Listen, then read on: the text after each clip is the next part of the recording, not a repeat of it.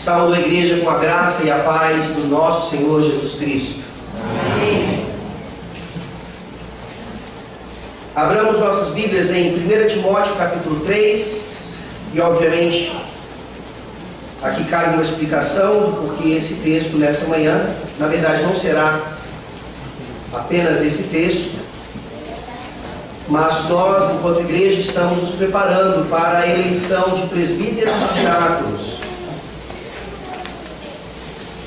Vocês já receberam a informação de que até o último domingo de outubro, são 5 domingos do mês de outubro esse ano, ou seja, até o 5º domingo deste mês, os membros desta igreja têm não apenas o direito, mas o dever de indicar nomes, tanto para o presbiterato como para o diaconato, se assim enxergarem na igreja homens aptos para isso. Por isso, então, nós faremos alguns sermões específicos nessa área, hoje falando sobre o presbiterato, e lembrando que uma vez que os nomes são indicados, eles passam pelo conselho, o conselho aprova ou não esses nomes, os candidatos são contactados e, se eles aceitarem, participarão de uma eleição que se dará, se Deus permitir, no último domingo de novembro. Então, até o último domingo de outubro, as indicações, e no último domingo de novembro, se Deus assim permitir, a eleição de presbíteros e diáconos. E também cabe uma informação, nós geralmente pregamos aqui expositivamente, hoje será um exemplo, um modelo de um sermão chamado tópico, um sermão que não se baseia apenas no texto da Palavra de Deus, mas eu vou me basear em vários textos, usando então a temática do presbiterato como foco para esse sermão. 1 Timóteo capítulo 3, de 1 a 7, é o texto que nós lemos, mas certamente não permaneceremos apenas aqui. Assim diz a palavra do nosso Deus. Fiel é a palavra. Se alguém aspira ao episcopado, excelente obra almeja. É necessário, portanto, que o bispo seja irrepreensível, esposo de uma só mulher, temperante, sóbrio, modesto, hospitaleiro, apto para ensinar, não dado ao vinho, não violento, porém cordato, inimigo de contendas, não avarento, que governe bem a sua própria casa, criando os filhos sob disciplina, com todo respeito. Pois se alguém não sabe governar a própria casa, como cuidará da igreja de Deus? Não seja neófito, para não suceder que se ensoberbeça e incorra na condenação do diabo. Pelo contrário, é necessário que ele tenha bom testemunho dos de fora, a fim de não cair no opróbrio e no laço do diabo. Vamos orar. Senhor Deus, obrigado porque o Senhor mesmo instituiu tudo aquilo que nós precisamos saber a respeito da igreja, da sua estrutura, daquilo que ela representa, não só dentro do reino de Deus, obviamente, mas também para a sociedade como um todo, mesmo que essa sociedade não reconheça a sua autoridade e o seu poder. Nos ajuda, ó Deus, então, por meio desses sermões que se iniciam hoje, a entender mais uma vez, em detalhes, o que a Tua Palavra nos ensina a respeito do governo da igreja. Nós não precisamos inventar nada, não precisamos buscar alternativas àquilo que o Senhor determinou, muito pelo contrário, o nosso dever é apenas sermos fiéis àquilo que o Senhor já determinou, desde antes da fundação do mundo, que o Senhor gravou nas Sagradas Escrituras e preservou até nós, para nós até hoje, até a volta do Senhor Jesus Cristo. Te pedimos, ó Deus, que esse sermão nos ensine não apenas a respeito do governo da igreja, mas nos mostre como tudo isso está baseado no Teu Santo Evangelho, naquilo que Cristo fez por nós. E que nesse sentido não seja apenas um sermão de instrução para crentes aqui, para aqueles que ainda tenham alguma dúvida sobre o chamado governo presbiteriano, mas que seja um sermão que apresente salvação. Salvação significando a submissão plena, a subserviência total ao Senhor da igreja, ao Rei dos reis, que é Jesus Cristo, que todo joelho possa se dobrar e toda língua confessar que Jesus Cristo é o Senhor, antes daquele dia em que não haverá mais chance de arrependimento.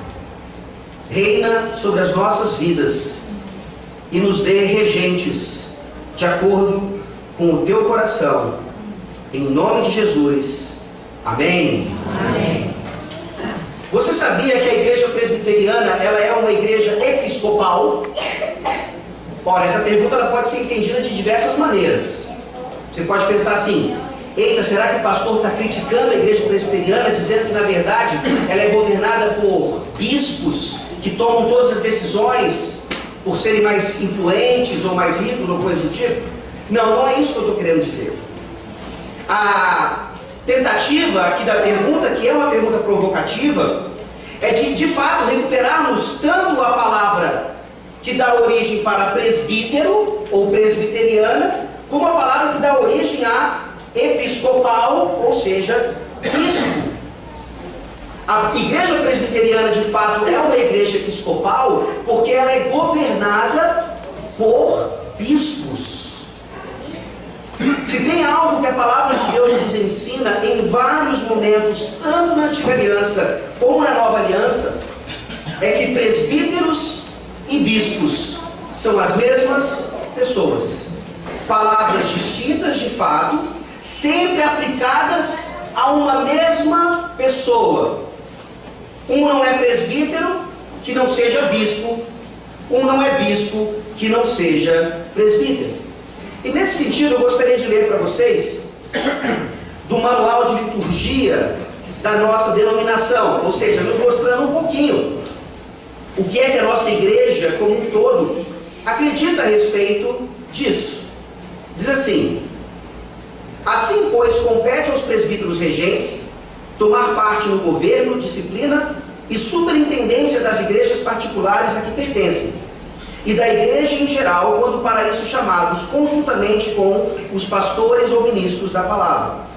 No desempenho de seus deveres, e ainda em conjunção com os ministros e mais presbíteros das igrejas respectivas, admitem a comunhão os que creem em nosso Senhor Jesus Cristo e estão arrependidos dos seus pecados, velam com diligência sobre a vida e a doutrina dos membros da igreja, admoestam os que se portam desordenadamente, impedem, quando lhes é possível, a profanação do sacramento da comunhão, exercem a disciplina entre os impenitentes, readmitem os arrependidos ao gozo de todos os privilégios da igreja cristã, e quando eleitos pelos respectivos concílios, tomam assento nos presbitérios, sínodos e assembleias gerais de nossa igreja, onde lhes compete deliberar e votar sobre todas as questões, juntamente com os outros presbíteros, ministros da palavra.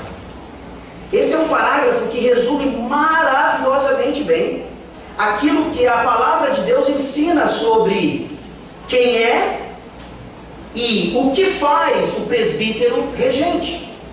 E é por isso então que nessa manhã nós veremos exatamente essa questão a partir daquilo que o próprio Deus falou ainda em 1 Timóteo capítulo 3, agora no versículo 15. Ele dá diversas instruções a respeito da igreja, a respeito da estrutura da igreja, e no versículo 15, Paulo diz assim, começando no 14: escrevo-te estas coisas esperando em ver-te em breve, para que, se eu tardar, fique ciente de como se deve proceder na casa de Deus, que é a igreja do Deus vivo, coluna e baluarte da verdade. Nós lemos um salmo hoje falando sobre como Davi desejava construir para o Senhor uma casa, uma habitação. E nós sabemos que Deus não permitiu que ele fizesse isso. Foi apenas Salomão, seu filho, que teve o privilégio de construir o grande templo para a manifestação da presença do Senhor ali na Antiga Aliança.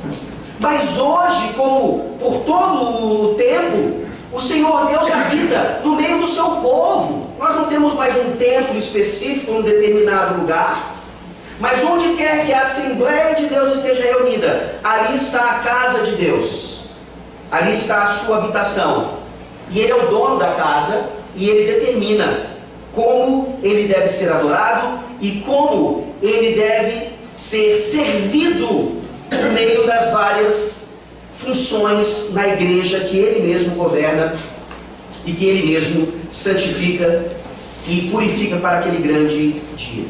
Ou seja, nessa manhã, por meio do estudo da natureza do presbiterato e da função do presbiterato, nós aprendemos mais uma vez que o Senhor da igreja determinou a sua estrutura eclesiástica, e isso obviamente envolve o presbiterato. Nós não somos chamados de igreja presbiteriana por acaso. Nós não somos denominados assim porque algum dia um teólogo qualquer entendeu que esse era um nome adequado. Não. Nós somos igreja presbiteriana porque, dentre outras coisas, a estrutura essencial da igreja passa pela natureza e pela função do presbiterato. Então, a natureza do presbiterato, ou seja, a sua essência, aqui nós poderíamos dizer então o que é o presbiterato, a definição dele, pode se basear na própria palavra do grego, que origina o vocabulário em português, o vocábulo em português. Presbíteros, que em grego está no singular, sendo o plural presbiteroi. Ou seja, essa palavra presbíteros, obviamente, gera para nós presbiteriano, presbítero e assim por diante. Só que essa palavra, em um contexto, por exemplo, do inglês, dá para nós uma outra conotação que só presbítero não dá. Tanto é que você vai ouvir em inglês um presbítero sendo chamado de elder. Você vai ver isso até mesmo na falsa igreja dos Mormons também. Elder tal e assim por diante.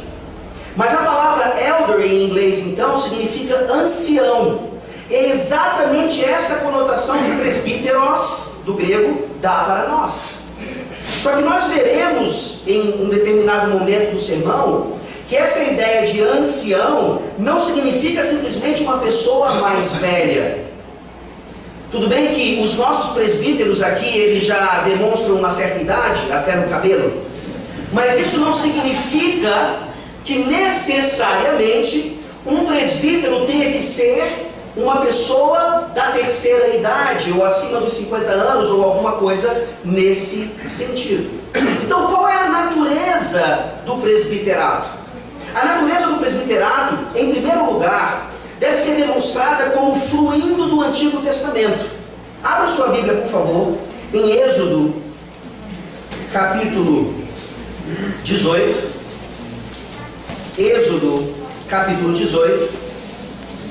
E esse texto é maravilhoso. Por favor, percebam como, em um determinado momento aqui, nós podemos ver claramente, Êxodo 18, a partir do versículo 13. Nós podemos ver claramente Paulo fazendo uso de algumas palavras aqui para escrever o que ele escreveu em 1 Timóteo capítulo 3. Êxodo 18, a partir do versículo 13, diz assim: no dia seguinte assentou-se Moisés para julgar o povo, e o povo estava em pé diante de Moisés, desde a manhã até o pôr do sol. Vendo, pois, o sogro de Moisés tudo o que ele fazia ao povo, disse: que é isso que fazes ao povo? Por que te assentas só, e todo o povo está em pé diante de ti, desde a manhã até o pôr do sol? Respondeu Moisés a seu sogro: é porque o povo me vem a mim para consultar a Deus. Quando tem alguma questão, vem a mim para que eu julgue entre um e outro, e lhes declare os estatutos de Deus e as suas leis. O sogro de Moisés, porém, lhe disse: não é bom o que fazes. Sem dúvida desfalecerás, tanto tu como este povo que está contigo, pois isso é pesado demais para ti. Tu só não o podes fazer. Ouve, pois, as minhas palavras, eu te aconselharei, e Deus seja contigo.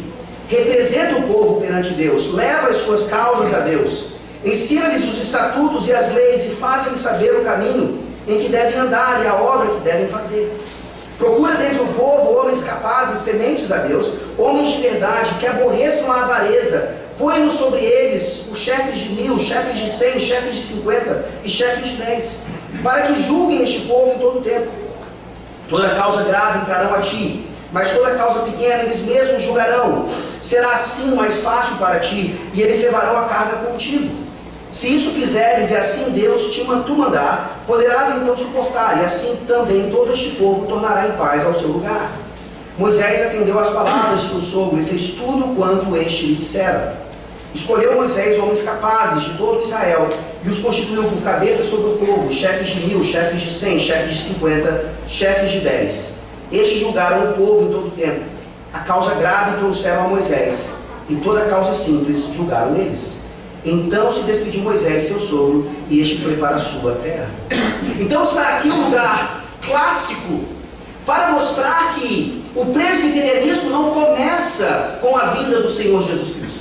O presbiterianismo não começa com o derramar mais profuso do Espírito Santo em Pentecostes.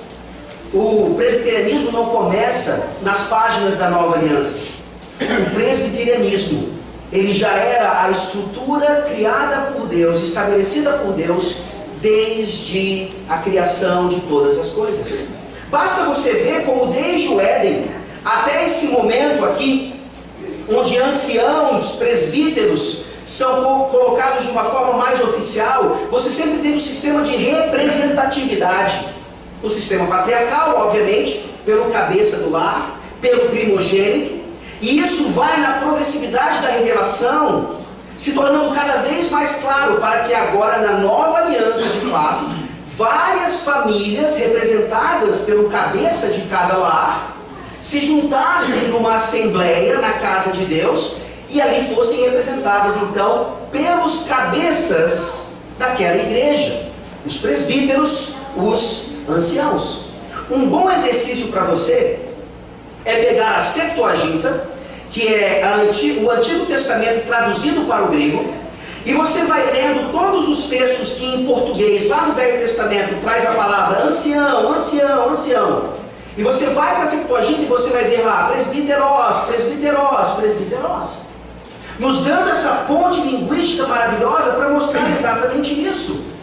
Não é nada inventado, não é nada novo, é apenas uma transição maravilhosa daquilo que já acontecia mediante a vontade de Deus na igreja do Antigo Testamento e agora na nova aliança se manifestando de forma ainda mais maravilhosa. Eu estou pregando em Atos aqui, e nós percebemos como ali no livro de Atos, de repente, os presbíteros são mencionados. Vejam então que a Bíblia ela não perde muito tempo explicando isso. Por quê? Porque assume-se que o povo de Deus entende já, de forma pressuposicional, a função, ou melhor, a essência do presbiterato dentro da igreja. Por isso, então, em Atos, que é um livro de transição, de repente, os anciãos ali aparecem, e agora de forma neotestamentária. Ou seja, a continuidade é óbvia. E é por isso então que estudando tanto o Antigo como o Novo, nós temos princípios e aplicações maravilhosas a respeito do que é o presbiterato. E aí nós temos duas características importantíssimas. Várias outras, eu não tenho a intenção de tornar o tema completamente exaustivo, hoje é impossível isso, mas duas características importantíssimas para o nosso entendimento prático. Então, a essência do presbiterato, ela flui do Antigo Testamento, e na continuidade da Nova Aliança, nós percebemos que os presbíteros, eles sempre foram homens. Talvez seja algo desnecessário para essa comunidade aqui, graças a Deus por isso. Eu creio que ninguém aqui defenda a ideia de que hoje, no século 21, mulheres possam ser ordenadas ao presbiterato. Se você pensa assim, por favor, me procure. Você está em erro grave e você precisa ser corrigido imediatamente. Não é uma questão de opinião, você está indo contra a palavra de Deus. Mas se você não pensa, muitos ao seu redor podem pensar. E você deve estar preparado então para dar a razão da fé, da esperança que habita em você. E claro, nós temos vários exemplos para demonstrar esse princípio. mas eu escolho apenas um. Lá em Tito, capítulo 1, por favor, abra sua Bíblia na epístola de Paulo a Tito.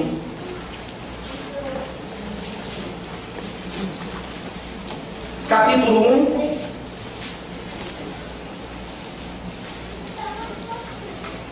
Tito, capítulo 1. A partir do versículo 5.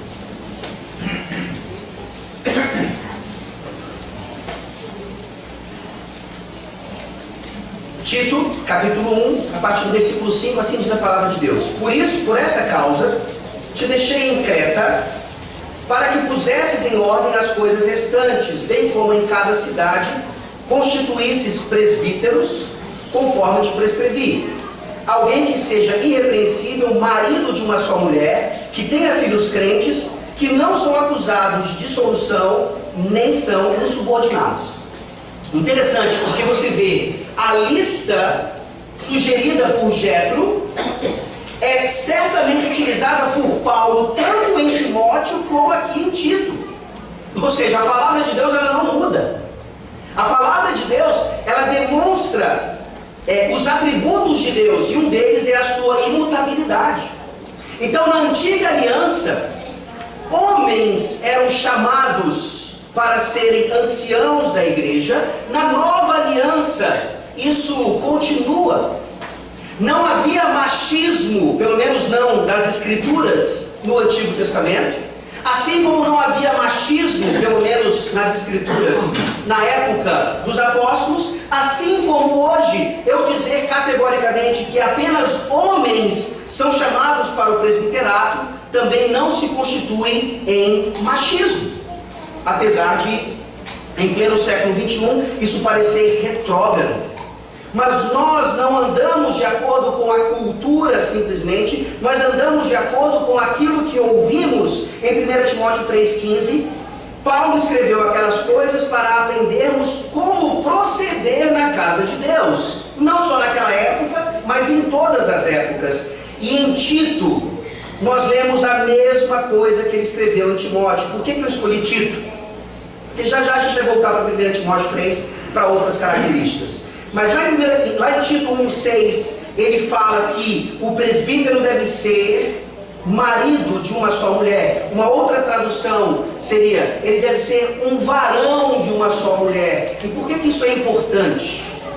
Porque no grego existem duas palavras que geralmente são traduzidas como homem. A palavra antropos, da onde você tira, por exemplo, antropologia, o estudo do homem, que é uma palavra que indica homem enquanto humanidade. Então Deus, ele se demonstrou gracioso a todos os homens. Isso quer dizer a toda a humanidade. Mas quando o apóstolo em grego, em diversos momentos, ele usa a palavra aner, da onde você tem, por exemplo, andrologia, ou o próprio nome André, tá? Isso quer dizer especificamente alguém do sexo masculino. Ou seja, quando o Espírito Santo inspira Paulo para escrever, e os outros também, quando ele quer demonstrar especificidade masculina em relação a alguma coisa, ele vai usar essa palavra. Ele poderia ter usado antropos, como ele vai usar na mesma epístola, para falar de uma forma geral. Mas aqui não. Para ser um presbítero, deve ser alguém do sexo masculino. Isso não deveria ferir o coração das mulheres, muito pelo contrário. Eu já ouvi diversas mulheres dizendo assim: que bom que a Bíblia ensina o que ela ensina, porque isso tira um peso dos nossos ombros. Porque as mulheres não foram chamadas para fazer várias coisas que infelizmente elas acabam tendo que fazer, porque os homens não fazem aquilo que eles foram chamados para fazer. E lembrando que não é uma questão de sexo apenas. Existem vários homens nessa igreja e nem todos são chamados ao presbiterato. Por isso é importantíssimo que você, ao indicar alguém e depois ao dar o seu voto para alguém, veja em primeiro lugar, não apenas que essa pessoa é um homem, isso é óbvio, assim nós esperamos, mas pessoa seja de fato vocacionada para aquilo. Por isso, então, essa pessoa deve passar por um crivo especial para então ser eleito. E essa é uma outra característica da natureza do presbiterato. Não é o ministro da igreja que decide quem vai ser presbítero, não é o presbitério ao qual somos afiliados que decide quem vai ser presbítero. Isso é uma prerrogativa da igreja local, porque os presbíteros, eles vão reger primordialmente e essencialmente uma igreja local. Os presbíteros de uma igreja devem ser eleitos pelo povo. Abra sua Bíblia em Atos capítulo 14, nós pregamos sobre isso há pouco tempo atrás. Ao preparar esse sermão, eu vi a providência de Deus em nos dar uma série de sermões em Atos, para nos ensinar todas essas coisas à luz das Escrituras Sagradas, para que tivéssemos a plena convicção de que devemos fazer as coisas apenas à luz daquilo que Deus determinou. Atos 14, versículo 23. Paulo estava passando pelas cidades, confirmando as igrejas que tinham sido plantadas, e ele mostra ali esse princípio maravilhoso que já acontecia na nova aliança e agora está sendo trazido para a nova aliança, e aqui a transição é bem clara. Atos 14, 23, e promovendo-lhes em cada igreja a eleição de presbíteros, depois de orar com jejuns, os encomendaram ao Senhor em quem haviam crido. E nós vimos naquela ocasião que a palavra eleição aqui no grego significa literalmente manifestação de mãos. Ou seja, foi uma eleição onde claramente pessoas poderiam dizer: esse eu considero presbítero, esse eu não considero. E vamos nos lembrar então que ao fazer isso não estamos imitando a democracia aí de fora. A ideia não é essa. A ideia não é que porque elegemos representantes governamentais dessa maneira, assim fazemos dentro da igreja, não. Se tem alguém que copiou alguma coisa de alguém, foi a sociedade, ou seja, a política, olhando para o sistema estabelecido por Deus, para entender o que é então proporcionalidade entre poderes, o que é estar debaixo de um Estado representativo e tantas outras questões. Então percebam aqui a sua responsabilidade como membro desta igreja, de não se esquivar desse processo. Orar. Se Deus quiser, como já falei naquele sermão também, esse ano teremos um jejum especial para essas eleições. Porque demonstraremos assim que o que queremos são homens segundo o coração de Deus, eleitos pelo povo, mas sendo escolhidos a dedo pelo próprio Senhor.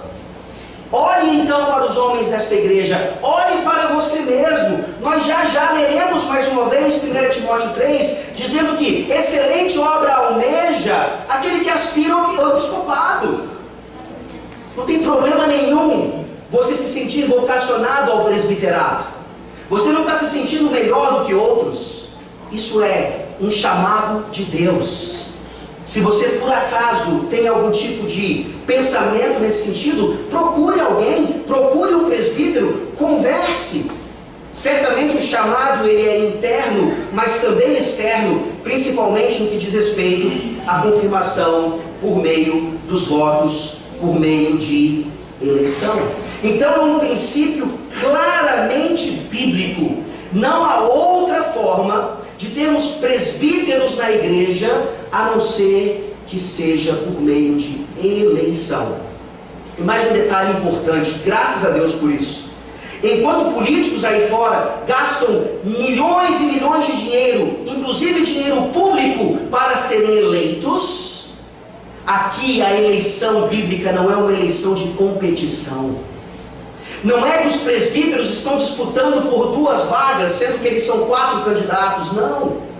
Aquilo que nós entendemos, e por isso o processo de indicação, Se a igreja está reconhecendo em um irmão essa vocação, ele é indicado, passa pelo crivo do conselho, então entendemos que Deus está abrindo aquela vaga para o conselho da igreja, que ainda precisa ser confirmada pelo voto da maioria dos irmãos da igreja.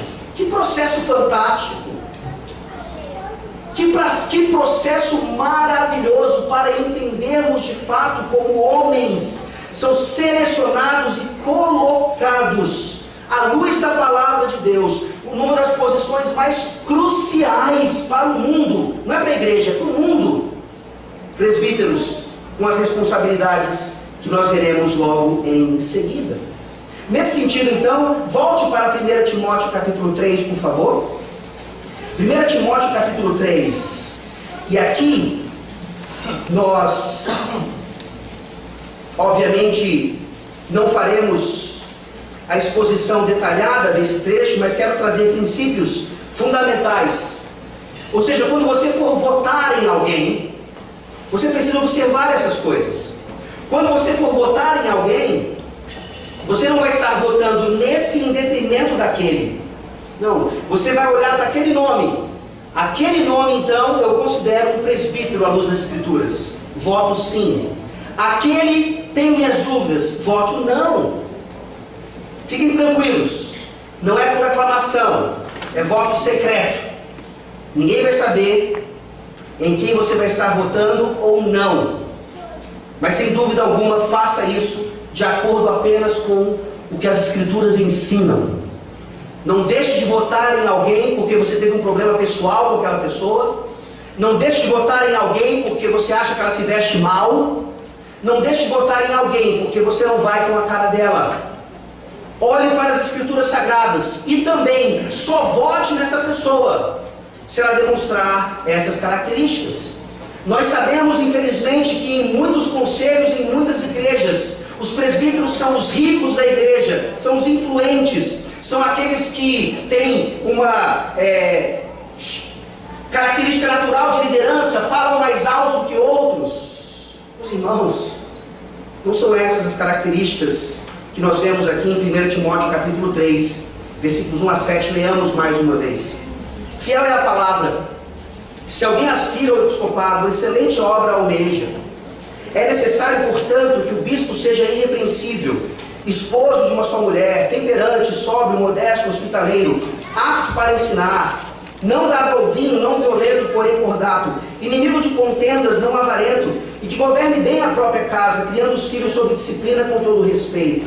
Pois se alguém não sabe governar a própria casa, como cuidará da igreja de Deus? Não seja neófito, para não suceder que se ensoberbeça e incorra na condenação do diabo. Pelo contrário, é necessário que ele tenha um bom testemunho dos de fora, a fim de não cair no opróbrio e no laço do diabo. Então vejam aqui, nós temos claramente uma descrição do presbiterato, mas qual é a palavra que Paulo usa? Ele usa no versículo 1 episcopado, e ele fala no versículo 2 sobre o bispo. Ou seja, graças a Deus, nós não somos uma igreja onde existe apenas um bispo que manda em todas as coisas, que governa e que geralmente é muito bem sucedido financeiramente.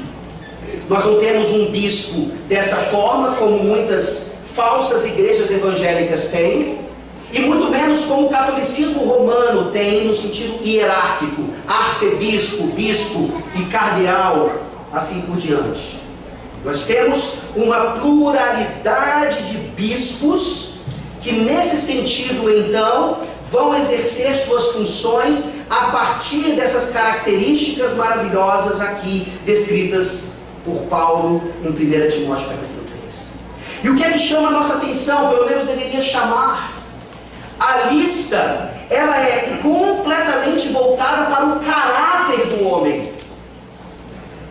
Nós não olhamos para a sua conta bancária, nós não olhamos para a sua influência na sociedade, para o emprego que ele tem, nós olhamos para o seu caráter. Nós olhamos para aquilo que ele é em primeiro lugar. Por isso, dentre todas essas características, apenas uma, na verdade, diz respeito a como ele lida com a doutrina. O restante diz respeito a como ele caminha com o Senhor, quem ele é no Senhor, quão unido a Cristo ele está. Observe isso nos candidatos. Ao indicar alguém, não pense que você está indicando alguém estrategicamente para atingir aquele objetivo, não. Você não precisa ter um representante da sua família no conselho da igreja. Muitas igrejas pensam assim. Vamos colocar alguém lá, ele nos representa, nós somos uma família da igreja e tal, e assim por diante. De jeito nenhum. Olhe para o caráter de todos os homens aqui. E como eu falei anteriormente, e como Paulo diz ao próprio Timóteo, ninguém despreze a tua mocidade. Ser um ancião não representa ter idade avançada. Claro que geralmente, por regra, uma pessoa com idade mais avançada já passou por poucas e boas, já tem mais experiência, isso é óbvio. Mas Paulo não poderia dizer para Timóteo, ninguém despreze a tua mocidade, sendo que ele era um presbítero docente de uma igreja, sendo jovem e possivelmente nem casado ainda, como veremos já já. Ou seja, de fato, nós não podemos menosprezar a juventude da nossa igreja nesse sentido. Entretanto, no versículo 6, Paulo diz, não seja neófito. Ou seja, mesmo que um jovem demonstre muito zelo por Deus e tantas outras características boas, ele precisa de experiência. Ele precisa demonstrar conhecimento também em como uma igreja funciona. Porque como o presbiterato é algo maravilhoso e fantástico, é fácil que um jovem chegando numa igreja logo se destaque no meio dos outros e de forma precipitada se torne um presbítero, e isso seja motivo de orgulho, soberba e até tropeço para ele. Portanto, até os jovens que demonstram algum interesse sobre isso, pense um pouquinho se talvez não seja melhor esperar, orar e estudar um pouco mais. Não deixe de votar em alguém por ele ser jovem, mas lembre-se que ele não pode ser neófito. Num outro sentido também, não deixe de votar em alguém porque ele não é casado. O texto nos fala que sim, o presbítero deve ser esposo de uma só mulher. E é claro que precisamos entender que aqui Paulo está ensinando, se ele for casado, ele precisa ter uma relação monogâmica e não em poligamia, obviamente. Ou seja, provavelmente, não podemos categorizar isso, Timóteo era tanto jovem, isso é categórico, mas provavelmente solteiro. Ou seja, se um presbítero docente pode assumir essa função, certamente um presbítero regente também pode. Não pense que um presbítero regente solteiro não possa lhe dar conselhos sobre casamento. Paulo então não poderia dar conselhos sobre casamento a qualquer pessoa, porque afinal de contas ele não era casado, e escreveu 1 Coríntios capítulo 7, por exemplo. Lógico que um homem casado, que passa pelas dificuldades e pelas benesses de um casamento, tem mais condições de fazer isso, mas não deve ser um impedimento. Em todo sentido, então, como falei, não temos tempo aqui para tratar de todos os aspectos. Creio que esses dois salientam bem essa questão, de como o caráter de alguém, casado ou não, com pouca idade ou não, devem governar a nossa indicação e consequente escolha de um homem para o presbiterato. Essa é a essência do presbiterato, essa é a natureza do presbiterato, que nos leva agora então à prática do presbiterato, à função do presbiterato. E aqui nós vemos a palavra mais enfatizada como episcopos, ou seja, o bispo. Enquanto presbíteros indica a ideia do que ele é um ancião, ele é sábio, ele tem discernimento, ele não é neófito, ele tem experiência. O episcopos é aquele que, sendo essas coisas, vai supervisionar a igreja. Ele vai estar junto da igreja. Ele vai ser responsável, como lemos no manual litúrgico, pelas questões doutrinárias no meio da igreja. É uma função de fato honrada e extremamente difícil. Em outras palavras, os presbíteros, eles devem pastorear o rebanho de Deus. Abra sua Bíblia, por favor, em 1 Pedro, capítulo 5.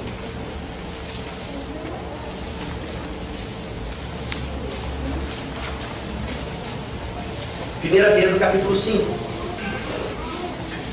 E aqui nós vemos mais uma vez, pelo menos na minha opinião, uma palavra sendo utilizada de forma não tão adequada assim. Geralmente fala-se de pastor como presbítero docente de uma igreja. Chama-se de pastor aquele que é ministro da palavra.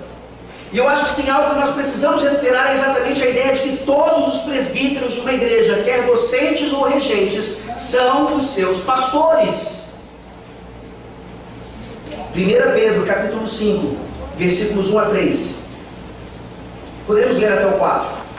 Rogo, pois, aos presbíteros que há entre vós, eu presbítero como eles, e testemunho dos sofrimentos de Cristo, e ainda co-participante da glória que há de ser revelada, pastoreai o rebanho de Deus que há entre vós, não por constrangimento, mas espontaneamente, como Deus quer, nem por sorte da ganância, mas de boa vontade, nem como dominadores dos que vos foram confiados, antes tornando-vos modelos do rebanho. Ora, logo que o Supremo Pastor se manifestar, recebereis a imarcessível coroa da glória. Vejam então como Pedro aqui é claro em mostrar para nós que essa nomenclatura de pastor, ela alcança absolutamente todo o presbiterato. Só que isso, mais uma vez, não significa para nós que não haja distinção dentro do presbiterato. A Bíblia é clara sobre isso. Nós resgatamos a ideia de que todo presbítero regente é um pastor. Mas isso não significa, então, que dentro do presbiterato todos tenham as mesmas funções. Uma frase que nos ajuda a entender isso é a seguinte: todo ministro da palavra é um presbítero regente. Eu sou um presbítero regente. Mas nem todo presbítero regente é um ministro da palavra. Nós não temos 5 ministros no conselho desta igreja. Nós temos um ministro e 4 regentes. Temos 5 presbíteros, 4 regentes e 1 docente. Por que é importante ressaltar essa questão? Pelo menos porque, infelizmente, nós hoje, em pleno século XXI, estamos caminhando na contramão da herança da igreja em relação a essa distinção. Abra sua Bíblia, por favor, em 1 Timóteo 5. 1 Timóteo 5, versículo 17. Obviamente, o intuito aqui, nem temos tempo para isso, é tratar desse tema de forma específica. Já tratei na igreja, tenho certeza que preciso tratar novamente, até que o Espírito Santo nos convença disso. Porque, como falei, é a posição dos reformadores, é a posição da igreja pós-reforma, e só na igreja moderna e talvez na igreja contemporânea nós tenhamos esse debate. 1 Timóteo capítulo 5, versículo 17. Devem ser considerados merecedores de dobrados honorários os presbíteros que presidem bem, regem bem, ou seja, regentes, com especialidade os que se afadigam na palavra e no ensino. É claro que esse versículo nos ensina muito mais coisas do que eu vou dizer. Mas no mínimo, nós temos aqui um versículo nos mostrando um contraste entre presbíteros que apenas regem, que foram chamados apenas para isso, e isso inclui pastorear a igreja, sem dúvida alguma, e aqueles que são chamados para reger a igreja, pastorear a igreja, inclusive pregando a palavra, administrando os sacramentos e fazendo outras coisas cabíveis apenas ao ministro da palavra e do sacramento. Quando se recupera essa ideia de que o presbítero regente é um pastor, infelizmente não se tem o cuidado de mostrar ainda esse contraste. Não é nenhum menosprezo, mas quando um presbítero regente é chamado mais uma vez a pastorear a igreja, isso significa que ele vai visitar as ovelhas, que ele vai aconselhar as ovelhas. Como fala em 1 Timóteo 3, ele deve ser apto ao ensino. Vocês vão ter aqui logo em seguida um presbítero regente ensinando para vocês a palavra de Deus, a partir do catecismo maior, o nosso símbolo de fé. Caberia aqui uma explicação da diferença entre o que é didasco, a palavra de Deus ensina isso claramente, o ensino, e o queriço, que é a pregação, que está reservada para o arauto, para aquele separado para isso. Ambos presbíteros, ambos bispos, ambos pastores, com funções claramente especificadas pela palavra de Deus. Como eu gostaria de compartilhar esse púlpito com os outros 4 regentes da igreja. Seria para mim um alívio. Vamos fazer uma escala. Tira dos meus ombros muito trabalho. Mas não é isso que a Bíblia ensina. O que a Bíblia ensina é que alguns dentro do presbiterato foram reservados então para essa questão. É por isso que nessa igreja, então, nós prezamos pelo púlpito reservado ao ministro, assim como nós prezamos pela ceia, pelo batismo, reservados ao ministro. Você não vai ver um presbítero regente batizando alguém, assim como você não vai ver um presbítero regente pregando a palavra de Deus. Eu volto a repetir, pode pesquisar. Pode pesquisar. É algo histórico. Não é o primeiro argumento, porque por ser histórico devemos fazer, mas ajuda muito no entendimento de que não é uma nova doutrina. Com que autoridade ensinas essas coisas? Eu digo isso porque é o que eu ouço o tempo inteiro quando se trata desse assunto. Parece que é algo alienígena, parece que é uma coisa absurda, e geralmente vem aquela frase: nós nunca fizemos assim antes. Antes de quê? Sempre foi feito assim. Se teve alguém que mudou, foi nós. Fomos nós que não entendemos a herança que sempre manifestou exatamente essa ideia. E olha mais uma vez o peso que isso tira, ou o peso que é tirado dos ombros dos presbíteros regentes. Meus irmãos, eu falo isso para vocês de forma bem pastoral, carinhosa. Vocês não foram chamados para pregar a palavra de Deus. Mas se foram, se são chamados, não tem problema nenhum que vocês busquem então a ordenação ao sagrado ministério. Não tem problema nenhum. Talvez não seja nem necessário que vocês passem pelo seminário, não sabemos como isso funciona. Mas uma coisa é certa, a Bíblia não ensina que a ordenação ao presbiterato dá àquele homem liberdade, direito e até o dever de pregar a palavra de Deus, assim como não dá para administrar os sacramentos. Ou seja, o que eu estou falando para vocês, irmãos, nessa manhã, ao olharem para um presbítero em potencial, ou para os presbíteros que nós já temos, ou para um presbítero em potencial, se tem uma coisa que ele não precisa fazer, é pregar a palavra de Deus. Mas ele deve ser apto ao ensino. Ele deve ser preparado para ensinar publicamente e de forma privada.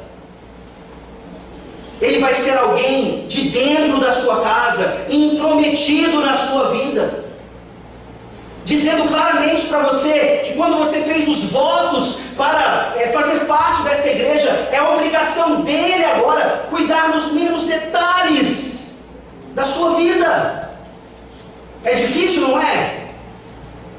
É difícil abrir a casa para um presbítero. É difícil ele saber quantos pecados ainda habitam ali. É difícil que eu me exponha dessa forma. Mas é exatamente isso que Deus determinou para o bem-estar da sua igreja. Pastorear significa isso. Pastorear significa tomarmos aquilo que tem sido ensinado domingo após domingo e observarmos como bispos, como episcopoi, como supervisores, superintendentes, se as casas, se os lares estão experimentando tal questão. Você não é chamado ao gabinete do pastor como você é mandado para a sala do diretor na escola. Você é chamado ao conselho da igreja, para o seu bem, não para o seu mal. Não para você tremer de medo, mas para que você entenda que você é amado, que você é amada, e Deus disciplina aqueles a quem Ele ama. Certamente então nós vemos esse pastoreio mais local dos presbíteros regentes. O que vimos, pelo menos a partir de 1 Timóteo 5,17, que não precisa incluir o trabalho pastoral da pregação e dos sacramentos, mas o trabalho pastoral é mais amplo e se dá também nos chamados concílios das igrejas. Só antes de passar para esse tema, eu gostaria de fazer essa ponte, exatamente voltando a ler um documento da nossa denominação. Pode estar errado, não é a Bíblia, mas eu vou ler para vocês entenderem que ninguém está inventando a roda aqui. Diz assim: vê-se no Novo Testamento que o governo da igreja está, por divina autoridade, a cargo de presbíteros. Destes, uns pregam e governam, e são chamados ministros da palavra. Outros só governam, mas não pregam, e são chamados presbíteros regentes. Em 1 Coríntios 12, 28, especificam-se governos entre os diversos ofícios eclesiásticos. E aí ele continua falando a respeito do que vamos ler a respeito de Atos capítulo 15, quando ali apóstolos e presbíteros e os irmãos dentre os gentios que estão em Antioquia, Síria, Cilícia, saúde. Ou seja, esse documento aqui, ele nos aponta esse próximo ponto que eu vou mostrar para vocês, unindo a ele o fato de que presbíteros regentes, mesmo não pregando, mesmo não administrando os sacramentos, eles participam ativamente dos concílios superiores, de todos os concílios, conselho, presbitério, sínodo, e como a linguagem aqui diz também, Assembleia Geral, hoje nós chamamos de Supremo Concílio. Atos capítulo 15, por favor. Vejam então, o ministro da palavra, ele não tem superioridade ao presbítero regente, o contrário também é verdadeiro. O ministro da palavra não tem um voto mais poderoso do que o presbítero regente, muito pelo contrário. E graças a Deus você vai ver a estrutura da nossa igreja, não só nos concílios, mas por exemplo no estabelecimento das comissões e de tantos outros órgãos da igreja dentro da sua estrutura, vagas para regentes e vagas para docentes, seguindo exatamente esse princípio aqui. Atos 15, versículo 4, 6, 22 e depois o 16, versículo 4. Atos 15, 4 diz assim: tendo eles chegado a Jerusalém, foram bem recebidos pela igreja, pelos apóstolos e pelos presbíteros, e relataram tudo o que Deus fizera com eles. Vejam aí, presbíteros. Agora versículo 6. Então se reuniram os apóstolos e os presbíteros para examinar a questão. Versículo 22. Então pareceu bem aos apóstolos e aos presbíteros, com toda a igreja, tendo elegido homens dentre eles, enviá-los juntamente com Paulo e Barnabé a Antioquia. Foram Judas, chamado Barsabás, e Silas, homens notáveis entre os irmãos. E finalmente, capítulo 16, versículo 4. Ao passar pelas cidades, entregaram aos irmãos para que as observassem as decisões tomadas pelos apóstolos e presbíteros de Jerusalém. Ou seja, um cargo representativo não dá o direito àquela pessoa de fazer algo diferente do que a igreja pensa. Pelo menos deveria ser assim. Qual é uma responsabilidade que vocês, enquanto membros, têm? De saber, por exemplo, como eu, presbítero docente, membro do presbitério, e como o representante do conselho no presbitério, votamos em relação a alguns assuntos. Precisamos resolver questões doutrinárias, precisamos resolver questões de relacionamentos. Qual é a nossa posição? O que está acontecendo lá? Como é que isso vai reverberar em cada igreja local? Isso é fundamental. Procure saber. Você tem a obrigação de saber quem é o representante do conselho desta igreja no presbitério, no sínodo, do presbitério para o sínodo e assim até o Supremo Conselho. Porque essas decisões, elas afetam a igreja local. Talvez nós estejamos tomando decisões e posições que não estão de acordo com aquilo que, com certeza, a igreja defende à luz das Escrituras. Como fica isso então? Certamente teríamos um choque. Nós olhamos para toda a palavra de Deus e nós percebemos então quão maravilhoso é sermos presbiterianos, pelo menos na teoria. Nós certamente na prática precisamos melhorar e melhorar muito. E certamente as próximas eleições representam, num certo sentido, mais fidelidade à palavra em relação à escolha de presbíteros e de diáconos. E para resumir tudo isso, eu gostaria de mostrar em 1 Pedro capítulo 2, abra sua Bíblia por favor, em 1 Pedro capítulo 2, como a ideia do presbiterato e também do diaconato, como veremos, ela nada mais é do que uma aplicação direta do Evangelho.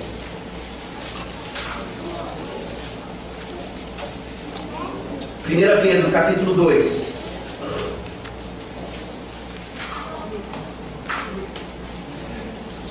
Vamos ler a partir do versículo 11. Perdão, a partir do versículo 18 é suficiente. 1 Pedro 2, a partir do 18. Servos, sede submissos com todo temor ao vosso Senhor, não somente se for bom e cordato, mas também ao perverso. Porque isto é grato que alguém suporte tristezas, sofrendo injustamente por motivo de sua consciência para com Deus. Pois que glória há se pecando e sendo esbofeteados por isso, o suportais com paciência? Se entretanto, quando praticais o bem, sois igualmente afligidos e o suportais com paciência, isto é grato a Deus. Porquanto para isto mesmo fostes chamados, pois que também Cristo sofreu em vosso lugar, deixando-vos exemplo para seguir os seus passos, o qual não cometeu pecado, nem dolo algum se achou em sua boca. Pois ele, quando ultrajado, não revidava com ultraje, quando maltratado, não fazia ameaças, mas entregava-se àquele que julga retamente, carregando ele mesmo em seu corpo, sobre o madeiro, os nossos pecados, para que nós, mortos para os pecados, vivamos para a justiça. Por suas chagas fostes sarados. Porque estáveis desgarrados como ovelhas, agora porém vos convertestes ao pastor e bispo da vossa alma. Ele já havia sido chamado em 1 Pedro de supremo pastor, como lemos.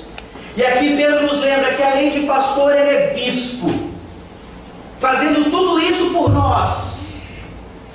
E ele nos concede, tendo subido aos céus, derramado o seu Santo Espírito mais profusamente, bispos, presbíteros, que devem governar a sua igreja, pastorear a sua igreja, fazendo nada mais nada menos do que aquilo que ele fez aqui, dando a sua vida por elas.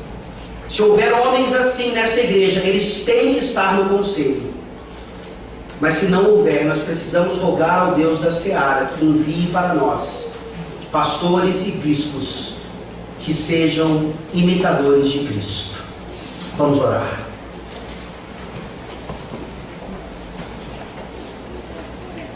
Ó Deus, obrigado pela sabedoria da Tua Palavra. Como nós precisamos do Teu Santo Espírito para nos convencer dessas coisas.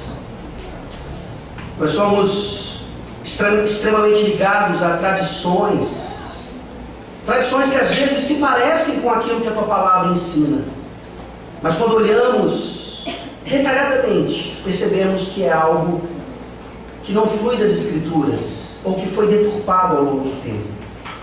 Ó Senhor, nos ajuda a sermos um povo do livro, nos ajuda a termos presbíteros que amam essa palavra, que vivem o solo Escritura da reforma acima de qualquer coisa, mesmo que isso custe suas reputações, suas vidas, seu dinheiro. Ó Deus, tenha misericórdia de nós. Ajuda-nos a não sermos presbiterianos apenas no papel, mas também na prática e na vida. Nos dê bispos segundo o teu coração. Em nome de Jesus. Amém. Amém.